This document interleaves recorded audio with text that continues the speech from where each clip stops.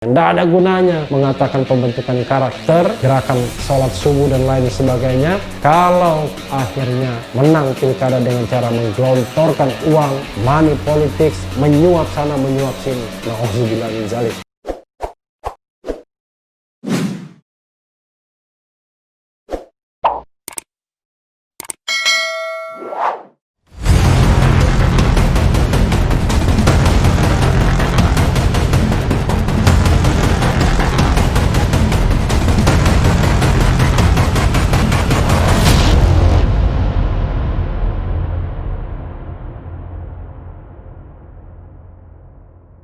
Assalamualaikum warahmatullahi wabarakatuh, sobat RH sekalian. Jumpa lagi kita di channel yang keren ini, Keren Cadas. Kali ini saya mau Uber Medan dan Solo seperti biasanya, Gibran dan Bobi ya. Medan Solo, Bobi Gibran. Solo Medan, Gibran Bobi. Ini ada teman iseng kirim berita pertama, subuh berjamaah, Bobi Nasution ingin masjid jadi tempat pembentukan karakter. Luar biasa ya. Tapi di bawahnya komen lucunya adalah tanda-tanda pilkada makin dekat. Jadi biasa orang jual agama ya. Di dalam pilkada, pilek dan pilpres sama polanya. Jadi jangan juga kita baperan dengan orang yang menjual ayat-ayat, menjual ibadah untuk menarik simpati. Semua melakukannya ya. Ya kadang-kadang kan biasanya orang-orang di seputar kekuasaan itu selalu ribut ya, menjual agama dan lain sebagainya, melakukan politik primordial dan lain sebagainya. Lalu di bawahnya, Gibran akan gerakkan sholat subuh berjamaah di Solo. Jadi ini baru akan, sementara Bobi sudah ya. Tapi kayaknya majelisnya nggak banyak juga, ini cuma berapa gelintir orang, lalu disebut gerakan. It's okay, karena baru mulai ya. Lalu di bawahnya ada tulisan, pilkada, oh pilkada, nasibmu umat Islam, semoga mampu memilih yang terbaik bagi umat, amin. Kemudian di bawahnya lagi adalah, pilkada terbukti menjadikan orang semakin takwa, sering-seringlah mengadakan pilkada.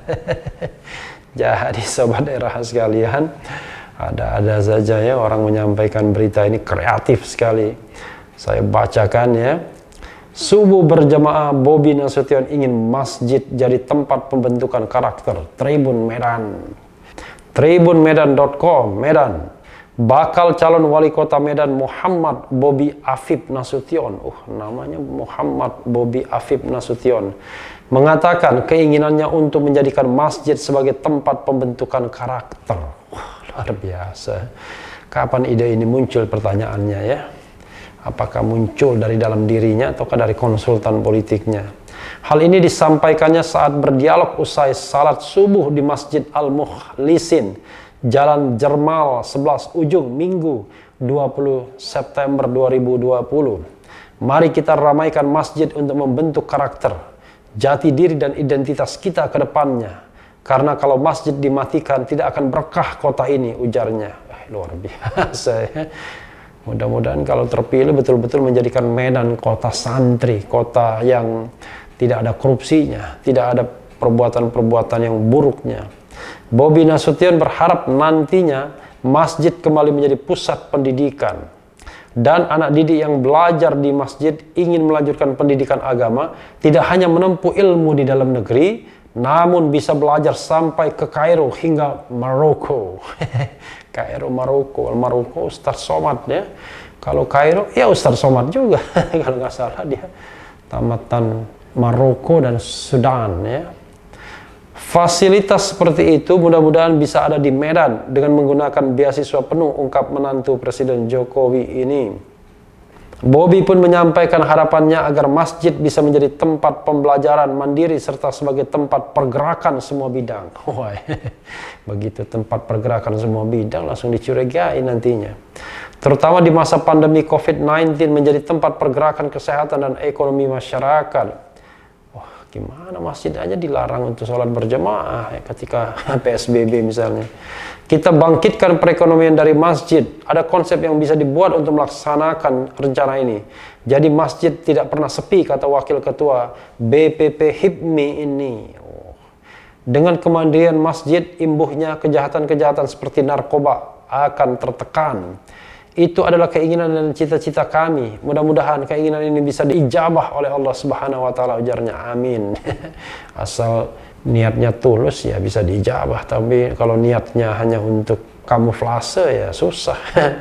Tuhan tidak boleh dibohongi. Dalam kesempatan ini, Bobby juga mengungkapkan terima kasih kepada pengurus BKM Masjid Al-Mukhlisin yang memberikan kesempatan berbicara usai sholat subuh. Mudah-mudahan pembangunan masjid bisa tetap berlanjut dan waktu pembangunan lebih cepat dari target pungkasnya. Pintar juga ini Masjid Al-Mukhlisin ini ya. Baca statement terakhirnya ya. Mudah-mudahan pembangunan masjid bisa tetap berlanjut dan waktu pembangunan lebih cepat dari target pungkasnya. Wah, ini kode keras ini ya. Oke. Kalau Gibran kita baca ya. Gibran, dia kasih kode keras nggak Gibran ya? Gibran Raka Buming Raka akan meniru adik iparnya Bobi Nasution yang menggerakkan sholat subuh di kota Medan. Wah, baru sekali aja dianggap menggerakkan sholat subuh ya. Menggerakkan itu penggerak. Tapi kalau ikut sholat subuh namanya bukan menggerakkan. Namanya jemaah, ikut berjemaah. Oke. Putra Presiden Jokowi itu akan menggerakkan sholat subuh di Solo. Konsultan politik Gibran dan Bobby sama. Nah, ini masalahnya ya. Untuk meraih dukungan umat Islam, Gibran akan melakukan gerakan sholat subuh berjamaah, kata pengamat sosial dan politik Muhammad Yunus Hanis kepada Suara Nasional Sabtu 26 September 2020. Jadi masalahnya di sini ya. Masalahnya adalah konsultan politiknya yang membisiki. Oke. Menurut Yunus, Gibran ingin mendapat suara yang banyak di Pilkada Solo 2020. Nah, kenapa? Ini soal legitimasi ya. Kalau menangnya tipis, legitimasinya dipertanyakan. Tidak hanya legitimasi Gibrannya, tapi juga bapaknya ya. Walaupun ada lawan Gibran di Pilkada Solo, namun putra Jokowi ingin meraih dukungan maksimal, papar Yunus. Yunus mengatakan Gibran juga anggota kehormatan Banser Kota Solo. Gibran akan di-branding dengan panggilan Gus Gibran. Luar biasa. Gus Gibran karena menjadi anggota kehormatan Banser Solo, jelas Yunus. Kata Yunus, menggerakkan sholat subuh berjamaah untuk menepis Gibran tidak berpihak kepada umat Islam. Gibran ingin membawa citra dekat dengan umat Islam, pungkasnya. Luar biasa ya. Gitu. Jangan sampai nanti justru Tuhan pun dibohongi ya. Jadi silakan berkampanye untuk hal-hal yang baik ya. Yang penting adalah kita melakukannya secara genuine ya. Jangan melakukannya secara main-main. Ini ada lagi nggak beritanya ya? Kayaknya udah habis ya. Jadi sahabat daerah sekalian, ya itulah Bobby dan Gibran. Sebenarnya bukan hanya Bobby dan Gibran model sholat subuh ini, bahkan sebelum pilkada itu sholat subuh sudah dilakukan berkeliling-keliling. Misalnya wali kota Palembang, akhirnya terpilih kembali Harno Joyo, itu juga melakukan sholat subuh berjemaah kemana-mana. Saya pernah ketemu dengan gubernur incumbent dari Kepulauan Riau, Kepri. Itu juga sholat subuh kemana-mana, tapi akhirnya ditangkap juga karena korupsi oleh KPK ya. Kemudian beberapa orang lagi ya, bahkan biasanya yang lupa mencantumkan hajinya menulis haji. Teman saya ada juga begitu ya. Selama ini tidak pernah menuliskan hajinya dalam kegiatan-kegiatan, tapi sekarang haji ya. Jadi sobat era sekalian, kalau kita memandang itu bahwa itu adalah kampanye primordialistik, ya gawat. Karena memang umat Islam merupakan pemilih yang terbesar. Jadi simbol-simbol agama seperti itu ya wajar kalau digunakan. Kalau tidak menggunakannya sama sekali, maka akan menghilangkan yang namanya comparative advantage. Ya jadi saya ingat kembali pada Pilkada DKI. Selalu saja ya pendukung Ahok yang luka mengatakan karena Anies primordial ya, menggunakan sentimen agama. Padahal dimanapun sentimen agama itu selalu digunakan. Ya Pilpres juga begitu, ingat nggak?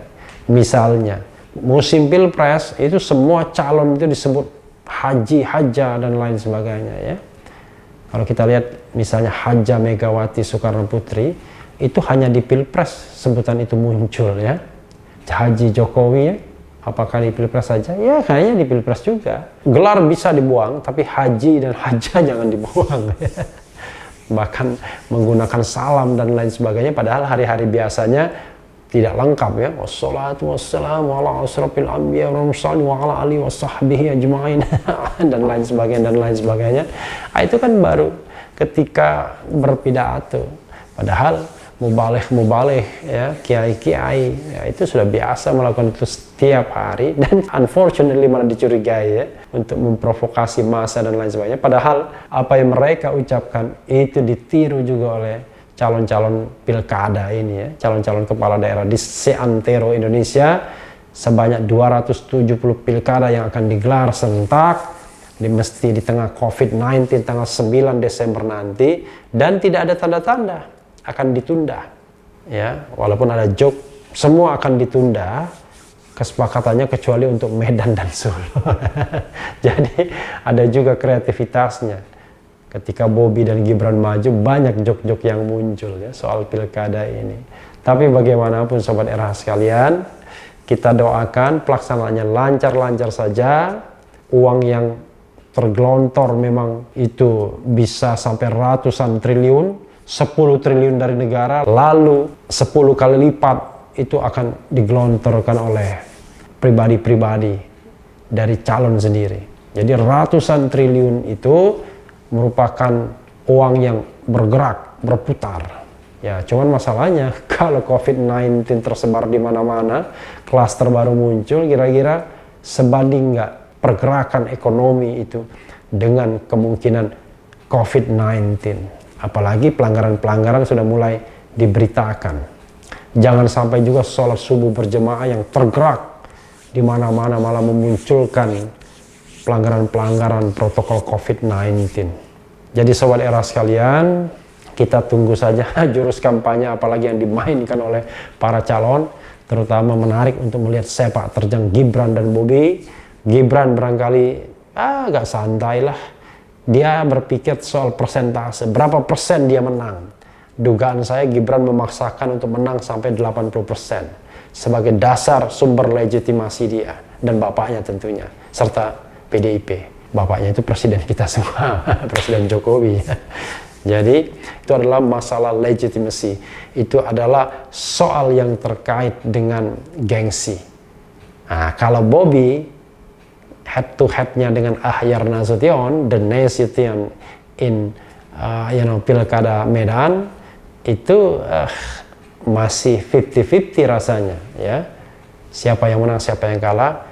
Yang penting bagi kita adalah pilkadanya berlangsung secara jujur dan adil, fair competition, dan tidak menggunakan cara-cara kotor seperti money politics dan lain sebagainya. Tidak ada gunanya mengatakan pembentukan karakter, kemudian gerakan sholat subuh dan lain sebagainya, kalau akhirnya menang pilkada dengan cara menggelontorkan uang, money politics, menyuap sana menyuap sini. Nauzubillah min zalik. Sobat Era sekalian, itulah, mudah-mudahan semuanya amanah, dan yang penting tetap di channel ini, karena di channel ini kita akan dirayu, ditipu, dibaperin, dicecar, diuber pula di jalur khusus. Karena channel ini adalah channel yang mengancam, memeras, dan membenci. Jangan lupa subscribe, like, comment, and share. Cheers!